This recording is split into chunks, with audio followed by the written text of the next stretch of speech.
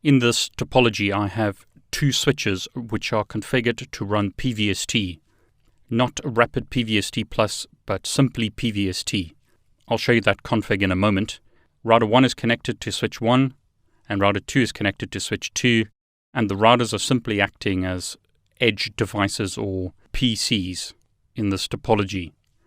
I've also got a hub connected to switch 1 and switch 2. Here's switch 1. Show run pipe include span. As you can see at the moment, the switch is configured for PVST. I'll explain extended system IDs in more detail later, but essentially it means that the priority of the switch is based on the priority and VLAN number. So as an example, show spanning tree.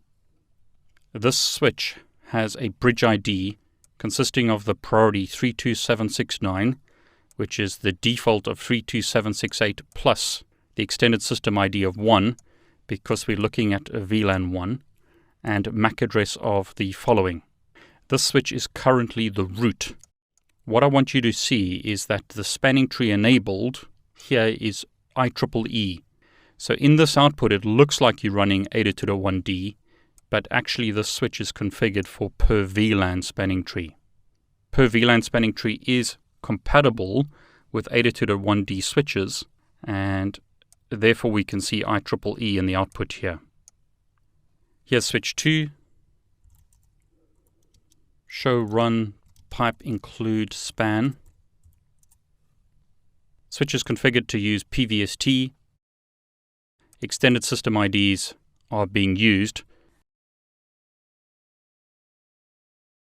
On this switch, the bridge ID consists of the priority 32769, which is 32768, the default plus the VLAN number, which is VLAN 1 in this example. This is the MAC address of the switch. So, we have two switches.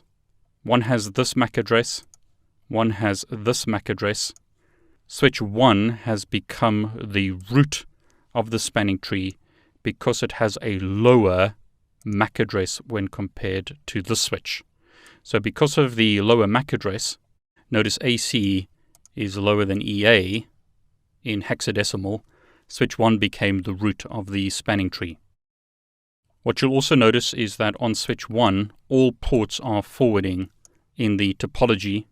The ports that are currently connected are those ports, and they all forwarding.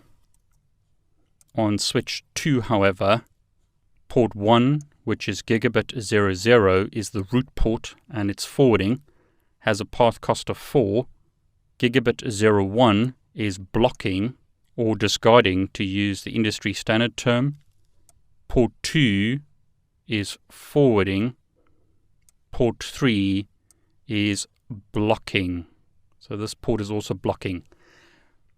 Root switches forward on all ports. Before I show you how port statuses were determined, let's have a look at the BPDUs.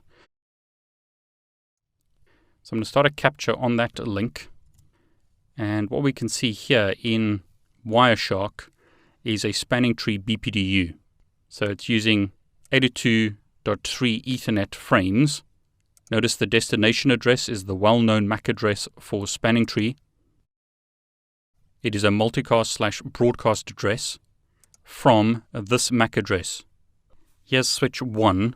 Notice the MAC address of the switch: 00, 11, C6, AC, DD, and we're currently looking at port 3 on the switch. So notice DD00, but this is DD03, because in spanning tree, that's the port that we're currently looking at. If we went and looked at port 2 as an example, notice the MAC address ends in 02. We've got port 00, 01, 02, and 03. So back in Wireshark, here's our capture sent out of port 3. In spanning tree, we can see the spanning tree version. So this is spanning tree 0, because in this port it's actually using 802.1d or the original version of spanning tree. The root identifier is 32768. There's the VLAN number, and there's the MAC address of the switch, which we can see clearly here. So notice root identifier, there's the information of 32768. VLAN 1, there is the MAC address of the switch. The root path cost is 0 because this switch is the root, so there's no cost to get to the root. There's the port identifier, and here are some timers used in spanning tree. Now when a switch boots up, all ports are put into the blocking state. They then move to other states based on timers in 802.1d. When a spanning tree switch boots up, all ports are put into the blocking state. After 20 seconds, called the max age timer, ports move to what's called the listening state. If a switch is already up and you connect a cable to the port, in other words the link goes up, it starts at the listening state. Ports will then move to the learning state based on the forward delay, which is 15 seconds in duration. And after 15 seconds, ports transition from the learning state to the forwarding state. So in 802.1d or PVST, it can take 50 seconds for ports to start forwarding on switches because they move from blocking to listening to learning to forwarding. Now in the listening state, they are sending BPDUs but not updating their MAC address tables. In the learning state, BPDUs are sent and the MAC address tables of switches are updated. So only if, based on the spanning tree calculation, it's determined that a port can be opened, a port is set to the forwarding state after 50 seconds when a switch comes up, or typically if a switch is already up and you plug in a cable into that switch after 30 seconds, the port will start forwarding. So in the BPDU, we can see the max age timer and the forwarding delay timer. This is determined by the root bridge.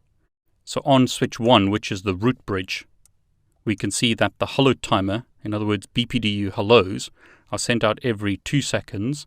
The max age timer is 20 seconds and the forwarding delay timer is 15 seconds.